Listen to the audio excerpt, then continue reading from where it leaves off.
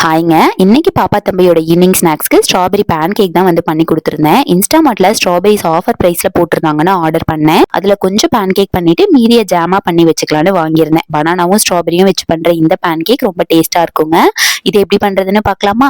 இதுக்கு நான் ஒரு வாழைப்பழமும் நல்லா பழுத்த ஒரு 6 ஸ்ட்ராபெரியை கழுவிட்டு அதுல இருக்கிற ஸ்டெம்மை ரிமூவ் பண்ணி வச்சுக்கிறேன். முதல்ல ஸ்ட்ராபெரியும் பனானாவும் தனித்தனியா நல்லா மேஷ் பண்ணி எடுத்து வச்சுக்கலாங்க. இந்த ஸ்ட்ராபெரி அப்படியே இருக்கட்டும். பனானா கூட ஒரு முட்டையை உடைச்சிட்டு சேர்த்துக்கலாம்.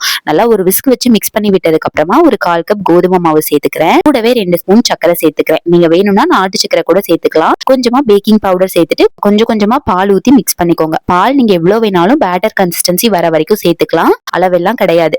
லாஸ்டா மேஷ் பண்ணி வச்சிருக்கிற அந்த ஸ்ட்ராபெரி இதுல சேர்த்துட்டு நல்லா மிக்ஸ் பண்ணிட்டு தோசைக்கல்ல நெய் இல்ல பட்டர் போட்டு குட்டி குட்டியா ஊத்தி எடுத்துக்கலாம். இதுல டாப்பிங்ஸ்க்கு தேன் இல்லனா மேப்பிள் சிரப் இல்ல டேட் சிரப் இருந்தா கூட சேர்த்துக்கோங்க. அவ்வளவுதாங்க. டேஸ்ட் சூப்பரா இருக்கும். ஸ்ட்ராபெரி லைட்டா கேரமலைஸ் ஆகி சாப்பிடும்போது ரொம்ப நல்லா இருக்கும். சேவ் பண்ணிட்டு ட்ரை பண்ணி பாருங்க. வீடியோ யூஸ்ஃபுல்லா இருந்தா பேஜை ஃபாலோ பண்ணிக்கோங்க. நாளைக்கு vlogல பார்க்கலாம். டாடா.